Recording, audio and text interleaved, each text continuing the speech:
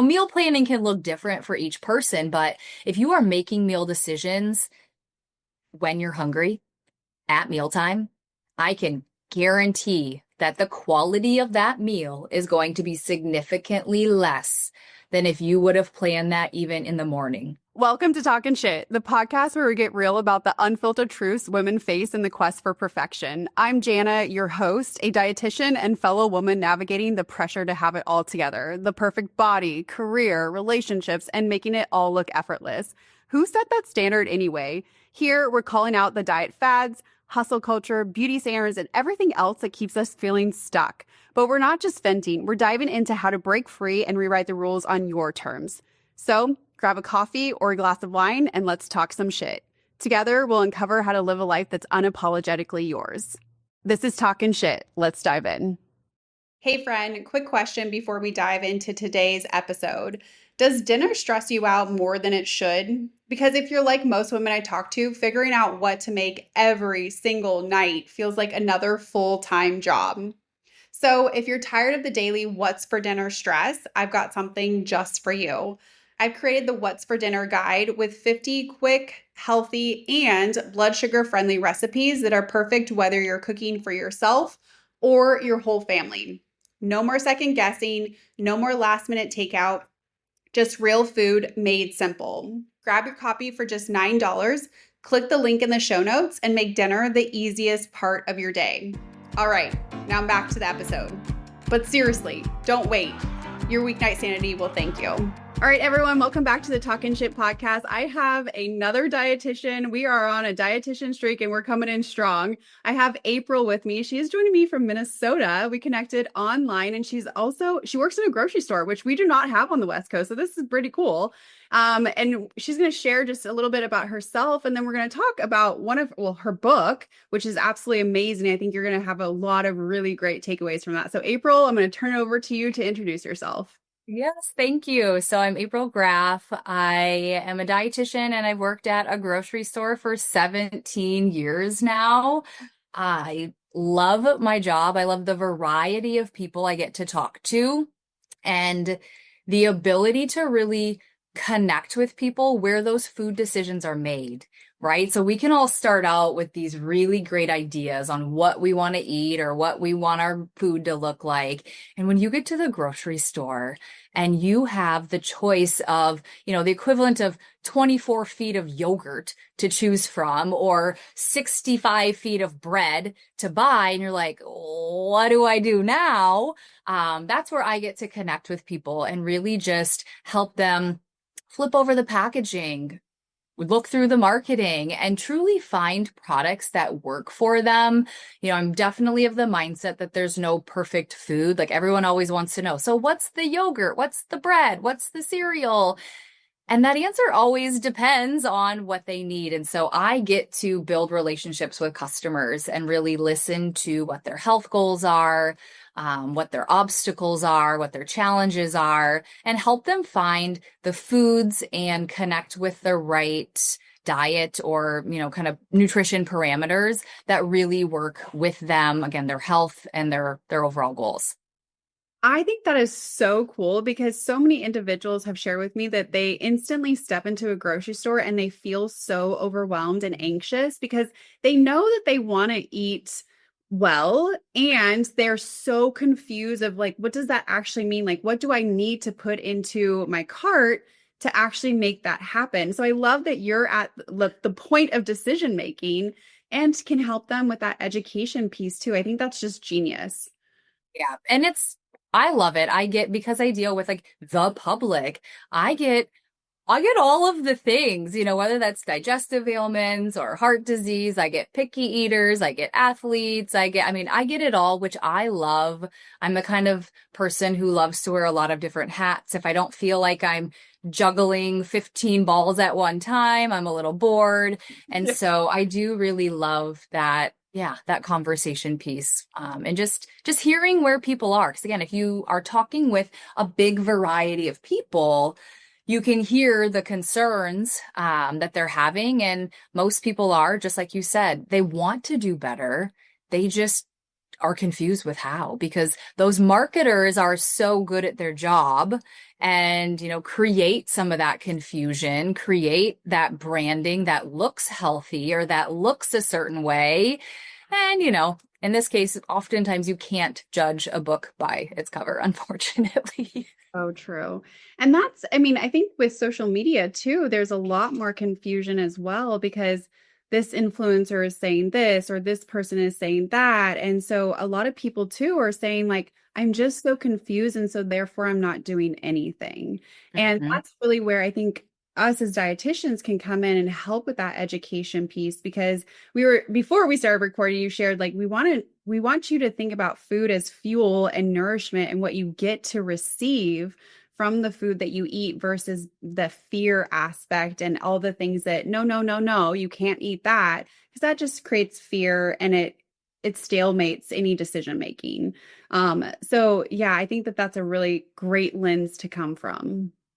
Most definitely. That was one of the things that no matter where people are at any age, once they have made the decision that they want to do better with their nutrition, they automatically think of food as a detriment, right? Oh, if I eat that cookie, for instance, this bad thing will happen to me. Or if I don't get my protein, this bad thing will happen to me. Where I think, we can flip that around. And again, as dietitians, we know the cool stuff that food can do for us. We know the cool things that calcium and protein and carbohydrates and fiber do for our bodies. And so being able to communicate that to people so they really start to view food as power, food as energy, food as nourishment, food as a privilege and what you get to put on your plate instead of something that you have to kind of suffer through and choke down and, begrudgingly eat. Yeah, it's definitely the soapbox that I get on a lot of times with my customers for sure. I love that. So tell us a little bit more your book. It's the Uncomplicate Your Plate, which I think resonates with so many people. So tell me about how this book came to fruition. Yeah, so I'm, like we said, a dietitian in a grocery store. I have conversations with, hundreds of people, thousands of people in a week and a month. And I'm also a mom of three super busy, active kids. And there was a couple messages that continue to come through. And again, as a dietitian, I'm sure you get the random questions from people always asking for clarification. And people, like we said, we're just feeling so complicated, so conflicted. And especially now in the social media world where anyone can take a point and expand it and sometimes twist it into something that it's not. We're like, well, it's based on science, but that's not quite actually how it works, or given a little bit bigger of a picture, that's not how it works. And so there's a lot of confusion. And a lot of that fear, a lot of that hesitation, a lot of that negativity around food. And then, people were really struggling with how to incorporate the good nutrition, right? Once I had those nutrition conversations with them and they felt comfortable and confident on like how the body really works. How do we break down food? How do we build back up structures and what foods provide that? They were just struggling with how to make that nutrition, how to make those goals fit. Because if their life is like my life, like many of our lives, we get done with work and then we like put on a second hat and we have other jobs, meaning driving my kids around. Or I have a lot of customers who are kind of that sandwich generation, right? Maybe their kids are in college, maybe their kids are like new, fresh adults, and they're also taking parents to doctor's appointments, for instance, or, one spouse is traveling for work, or we're doing volunteer activities. And so it seems like so much of our life is being filled in that 5 p.m. till 9 p.m. time span that it can make eating well, eating how we want to eat, really difficult. And so my book, Uncomplicate Your Plate, really is that conversation that I would share with the client, that conversation I would share with a customer, a friend, the parents of my kids' teammates, to look at food as fuel, look at food and the benefits it brings, and giving you just guidelines, a formula to fill it in, where I'm not giving you, a specific meal plan, but teaching you how to set up your plate. And that's the first part. The second part of the book is it's a workbook. It's teaching you how to meal plan. And it's not a way that I've actually heard from other people, which is I'm like, I need to write this down. I need to share this. I need to get this to people. Because if you start your meal planning with what you want to eat, you want tacos, you want spaghetti, you want stir fry, or the nutrients, you want a certain amount of protein, you want a certain amount of fiber, you want this nutrient, and you ignore where you're going to be eating the meal, because that doesn't always mean you're going to be eating your meal at the table. If you're busy, you could be eating at a restaurant, you could be eating in the car, you could be eating in the dance studio, in the parking lot, at the sporting event. And then when are you going to prepare your meal? If you're leaving work and driving straight to a sporting event and sitting in the bleachers, when are you going to prepare your meal? Does that need to happen in the morning? Does that need to happen on the weekend? Does that need to happen the night before at 9 p.m.? You get to decide. And then when are people eating? So in a perfect world, right? We know the benefits of eating together at, 6 p.m. as a family. We know that great situation is awesome, but for many of us, that doesn't happen every day. We don't get to sit down all together as a family. So knowing when each family member will be eating, is someone eating at 4 o'clock, someone's eating at 9 o'clock, our meal and our meal structure needs to look different depending on each one of those things. If you have something that is more fragile, maybe you're cooking fish, for instance. Fish doesn't hold from 4 p.m. till 9 p.m., right? That's going to be a terrible meal experience. And so it's asking yourself those questions to create limitations, to know what parameters your meal needs to have. And those limitations, those parameters are actually a good thing. Because I don't know if you have searched on the World Wide Web for a recipe and you're like, quick chicken meals, for instance. You get probably 10 billion, literally 10 billion meal options. And that is overwhelming. And then we say, forget about it. I'm not scrolling through all these recipes, and we shut down. So having those parameters actually gives you much clearer guidance and makes that decision making a lot quicker and easier and more accurate, and you're more likely to stick to that. And then walk through the rest of the, of the meal planning and how to pull in your nutrition as well. And then the last part of the book are the tips and tricks on how to expand that meal. So you've created this meal plan. You know what your nutrition wants to look like. You still have to cook the meal. You still have to make that happen. You still have to prep it. Right. And most of us don't think about all the different layers of getting food in our body every day. And so this book really breaks it down into bite-sized pieces. Again, you have a literal workbook. There's QR codes to, if you don't like to write in your book, you can download the worksheets, and gives you actual recipes after each of the chapters. And so there's just a lot of great resources and things that I provide my clients as I'm working with them over the course of months and years, and tools and tricks and resources that I've provided them to help them be successful and truly change their mindset around food, and then how to implement that too.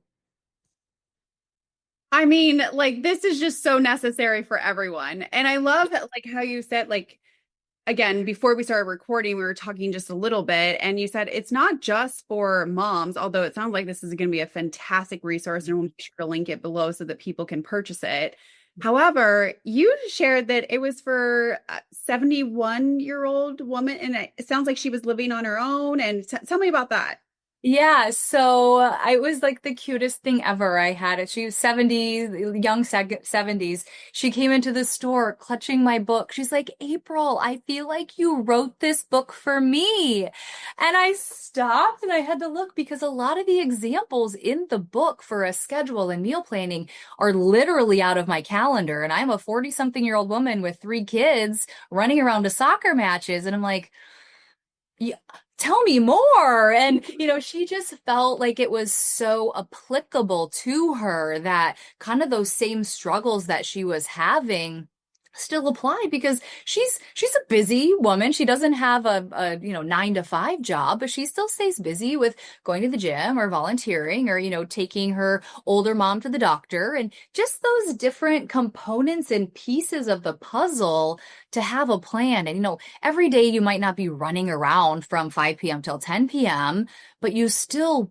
have components and things to think about. You still want to think about, where am I eating? What do I feel like? How do I get my protein and fiber and antioxidants and things in my plate? And so that was one of the testimonials that I just really hit because I'm like, okay, so even if this woman isn't technically like the target demographic, or, kind of that quintessential person who I was thinking of, it's still beneficial. It's still applicable. Like we are all struggling. We are all, just could use a little guidance, could use a little clarity, could use a little just like resource and kind of step by step to get us there. So that was a fun conversation where I thought, okay, this book really is what I wanted it to be, if that makes sense. Yeah. Well, I think so. What I'm hearing is that you provided the structure, well, it requires intentionality, but also the education. And it's so often, this has been a theme today with dietitians of, I'm not going to give you a meal plan because the meal plans don't work. I want to teach you how to do this. But it sounds like this is teaching, right? Like we want to educate and empower you to feel like you have that control over your health, particularly around food. And so we do need that education and we do need that structure because that usually helps us with feeling not as anxious or like we just don't know. And so it's really giving individuals that exact thing to where they're like, oh, I can create my own meal plan that works for my lifestyle. And that's what really creates the consistency and the longevity of success when it comes to food. Exactly. I was talking to a woman again today who is in her mid 40s, has one daughter, and she came to me because she has, tried the quick fix diets, whether it's like bars and shakes or, structured meal plan where she was kind of given something. She lost weight quickly, but then didn't learn those concepts, didn't learn how to take and apply things to her life and situations for whatever reason. And so, she said she's found that, trying to lose weight or trying to be mindful or trying to be a good example for her daughter, she's like, I just struggle with trying to take on something new, like trying to take on adding exercise to her life, because she's like, I think in the back of my mind, I know I'm going to quit. I know I'm going to fail. I know it's not going to work. Right.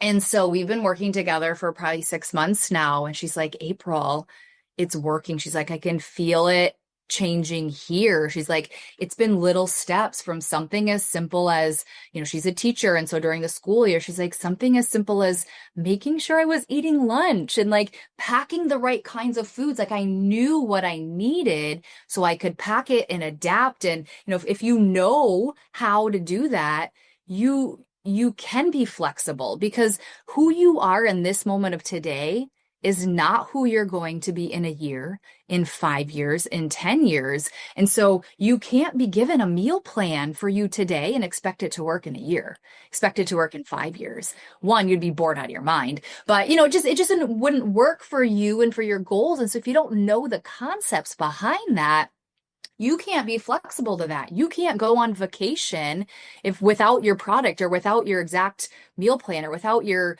whatever your rules are, and still thrive, right? Still figure out how to kind of nourish your body and be flexible in that. And so you're right. It is that, you can, give a man a fish or you can teach him to fish. And this is that teaching them to fish, teaching them that nutrition piece, teaching them how to plan. And it doesn't have to be a formal, like cute chalkboard on your fridge or, meal planning can look different for each person. But if you are making meal decisions when you're hungry at mealtime, I can guarantee that the quality of that meal is going to be significantly less than if you would have planned that even in the morning, or if you would have planned that earlier in the week, because we are hungry and our body is good at getting us to eat, and we are going to eat carbs, and we are going to eat fat, and we are going to eat salts, and we are not going to take the time to cut and chop our veggies. We are not going to take time to cook our protein. We are not, we're just not going to take the time because we're hungry, right? And so having that plan allows you to mindlessly, at the end of the day, when we're all tired and don't want to put in more brain power into this deciding what to eat or taking that extra trip to the grocery store, you just follow the plan. It's easier to do what you've planned than to come up with something different. Yeah.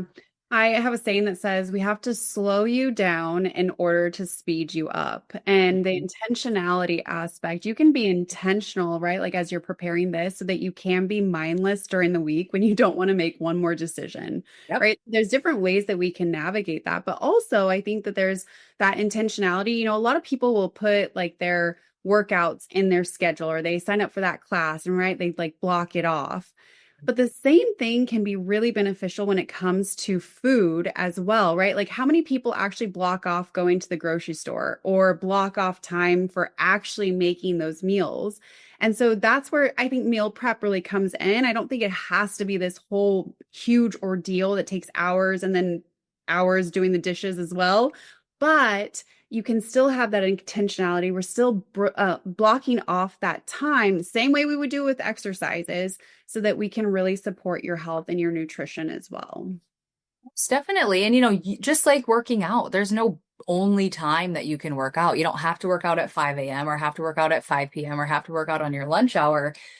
What works for you, just like nutrition. You don't have to, I've heard people say, oh gosh, I'm so glad that this book didn't tell me that I had to prep all my meals on Sunday and put them in cute containers in my fridge and then reheat them throughout the week. They're like, I tried that and it wasn't for me. I'm like, nope. If you like that, I have some people that love that. That is their thing. That works really well for them. And they can do that. And then other people are like, no way, Jose. But what I did do is while I was cooking chicken up tonight, I cooked up ground beef for tacos tomorrow, right? I'm in the kitchen, I'm doing that. So that's the prep that they can do, right? And that's that intentionality where when you sit down and look at your calendar, when you're deciding when you're going to the grocery store, when you're going to prep, you're like, oh, I don't have time in this moment, but I do have time in that moment. And you can, make those decisions and decide how that looks so that you can get the nutrition, the results you want. And then you're stress free, because it's stressful and exhausting every day when you're like, what do you want for dinner? I don't know. What do you want for dinner? We don't have this, or that's frozen. You're like, let's do pizza. Let's grab takeout. Let's eat eggs and toast because I'm done, And so it's just so much easier to do what you want and achieve your goals health wise, than winging it. Yeah. I was recently at a women's networking event and they asked the question, what's the most difficult decision you have to make every single day? And I think like 7 out of 10 women said dinner. That was the most difficult decision because it's like, what the heck do we want this time? And it just goes back to sometimes the same stuff, or that's where just like eating out or going to restaurants, maybe if that's not even your goal, but it just kind of becomes the default. So it sounds like this would help with that as well, to just answer that question and make it a lot less stressful. But April, I want to stay in this just for a little bit because I really find this fascinating, because it is true. Like most people think about what should I eat? But you also added in that additional layer of where are you eating? And I think that's a big one because I don't think many people think about that. Whether it be like you said, moms like on the soccer field or in the car or in front of the TV. But I mean, there's just so many different locations that we eat that are likely not a dinner table. So how did that really come about? And how do you kind of instruct people to think about that for themselves? Yeah, so that came about because many of my meals are not at the dinner table. I kind of was fast forwarding to the fall just now, and every Tuesday, Thursday, my older kids have soccer games. And so I looked at my husband and I said, okay, every Tuesday, Thursday, we're going to be at the soccer field from 5 o'clock till probably 9 o'clock. Wow. I cannot wait to eat that long, and I don't want to do drive-through. One, I don't want to pay those prices. Two, my body deserves better nutrition. My heartburn's going to be acting up if I'm eating like that. And so that's where just through process of trial and error and working through the meal planning part of that for myself, because my oldest is 16. So I've been doing the hectic, crazy meal plan life for a while. And as it keeps building, I'm like, I got to figure this out for myself. And so once I figured out, okay, and, really thought through what are the components of what I call mobile meals. And those are meals that move with you, meals that you don't have to eat with a knife and fork at the table. Those are meals you can eat, again, literally anywhere.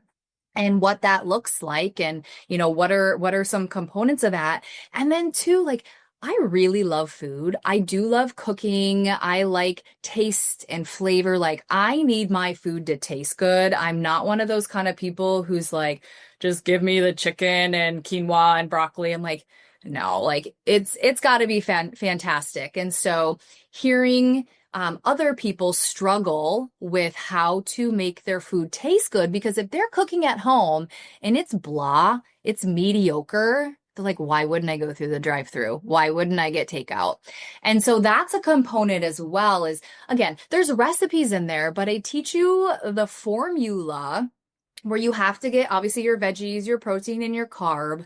But then we also need to make sure in your meals that you're getting what I call like your flavors and sauces, but then your crunchies and extras, right? Those are the things like in restaurant meals. If it's like the little slivered almonds or the bacon bits or the dash of Parmesan or the sprinkle of chives, or, just something extra to bring in there to make it delightful, to bring your mouth happiness. Like, if I don't want to sit at a soccer game and eat a lunch meat sandwich 2 days a week for 8 weeks, right? I'm not doing that. And so I knew that I needed to solve the problem for myself. And so that's where, through, again, trial and error, kind of figured out what works and what doesn't work, and just how to think about food differently. So there was a guy who I talked to who used some AI to do a meal plan, like create me a meal plan for 5 people for, supper meals, blah, blah, blah, blah, blah. It came out. Well, he had a pasta dish for one of the meals that he was supposed to be driving someplace and eating it in the car. And he's like, spaghetti in the car is probably not a great choice. And I'm like, yeah, but what if instead of long spaghetti noodles, you did short penne pasta or short, rotini? And he's like, oh, okay, we can do that. And so it's not like, again, you're not limiting yourself. You're just making food work for you instead of trying to manipulate your life to cram into, whatever the food is making you do. You're like, you don't have to eat every meal in a rush. Like, you can take it with you because you now have created a meal that functions in your life. Food fatigue is real. And I think that's one of the biggest reasons why individuals go off of, and I'm air quoting, like meal plans, in the sense of it's really bland, it's really boring, it's the same stuff on repeat. And that's not the goal. Like, we want you to eat food that you actually enjoy because we know that you'll actually eat that food. And it makes it so much easier when you are looking forward to the meal. You're going to do it, right? Versus if you're like, oh my gosh, my chicken is dry. I have no sauce. The broccoli didn't steam right. And my rice is, I don't know, and that's we don't want that for you. We want you to enjoy the food experience, because I would say most dietitians do love food and we get it. And that's just another thing that we have to think of, are those extras and that flavor and sauce aspect to where you really do love the food that you're eating. Correct. Yeah. I mean, food is good, right? We know this. Not only does it provide us those benefits, but it should taste good. But just to your point, like, you can't get the benefits if you're not eating it. If you're like, well, I'm going to choke down 2 pieces of broccoli, but that's all I can manage because I'm so bored with the broccoli that I only know how to make one way.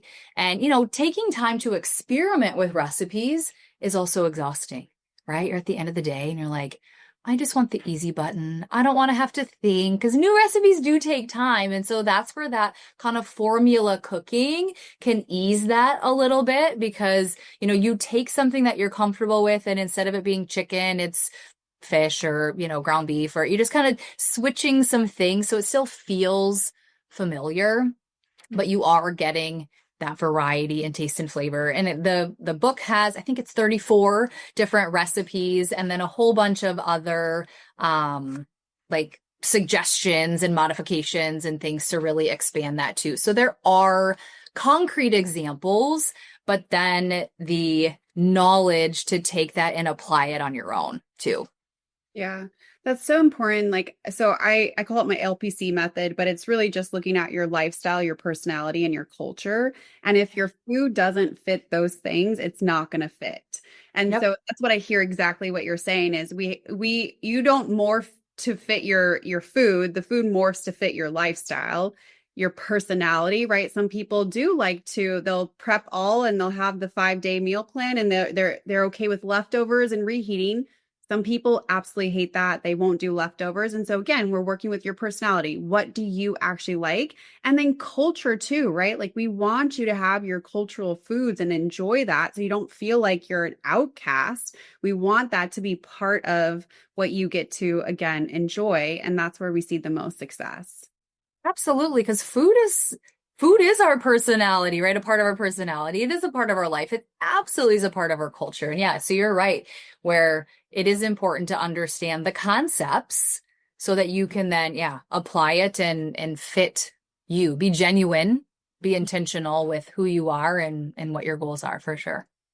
Well, one of the last things I just want to kind of highlight is you said something about not having to meal prep on the weekend. So that's a huge misnomer. And a lot of people think like, oh, I have to do it on Saturday or Sunday. But what I heard you say is you don't have to do that. So tell me more about that. Yeah, I actually, generally speaking, don't cook on Sundays. My family knows Sundays are for leftovers. We clean out the fridge. I might, if we have like nothing going on, or if we have maybe like someone, if my parents are coming up or something and we have family, I might do a slow cooker recipe. Like that's the amount of prep that I do. And Saturdays, we're often away and doing things. And so weekends are not great time for me to do prep. And so being able to look at my calendar, I can plan for that. Again, I can see when my moments of cooking are, when will I be home? Am I able to, like I said, kind of cook parts of meals? You don't have to cook the whole meal and put it in a cute container or put it in a pan, like a freezer meal to put in the oven. You could brown up the meat for your taco meat. You could chop up some lettuce and tomatoes, put that in the fridge, and then when everyone's home or 2 days later, you can have taco salad bowls, for instance, when you're zipping around. And so, that's where you get to decide when you're prepping. Some people, they're like, I don't like cooking. So when I do cook, I just want to get it all done and take care of it all. And so they do. They like that, maybe they prep 3 meals because that's realistic for what their family would eat in a week. And that kind of works for them. Other people, don't love leftovers. And so they plan meals for each day of the week.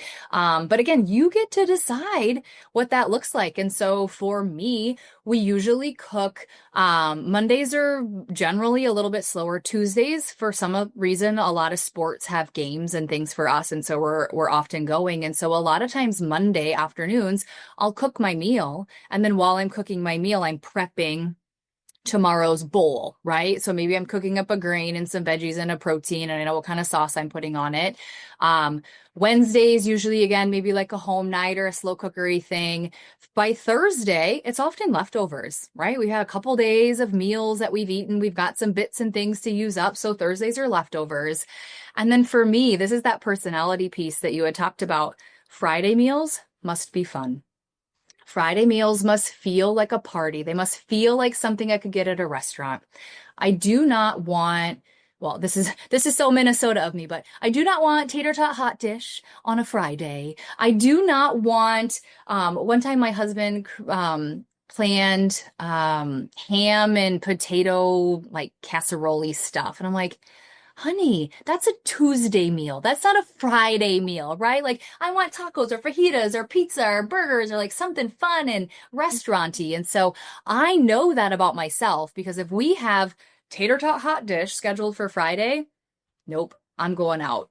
You know what I mean? Like that just doesn't fit my personality. And then Saturdays are, usually kind of a mobily type of a thing. And so that's where the routine of my life in this season, that's what works for us. And so I do a lot of cooking in the week so that I can truly have that weekend of relaxation and off and, chill. I love that. I think that just gave so many individuals that are tuning into this permission to enjoy their weekends again. Because that's also another aspect of meal planning is they're like, I don't want to do it because I want to enjoy my weekend, or they're traveling or they're out and about. And right, like, so I think you just gave so many people permission to take back their weekends while also still paying attention to their nutrition. Most definitely. Absolutely. And again, that's where you get to decide what works for you, where I feel like that messaging we take on, sometimes we feel like it has to be so rigid and yeah, and it doesn't work. And if it doesn't work, throw it out. We're not sticking to it. Yeah. Well, April, I thank you so much. We are definitely going to get the link then for individuals to be able to purchase and share that so much more. But I so just appreciated this conversation. I think you really gave so many tools and amazing resources for people to feel successful with food again, which is the goal. So thank you so much for your time. Yes, thank you. It's been great.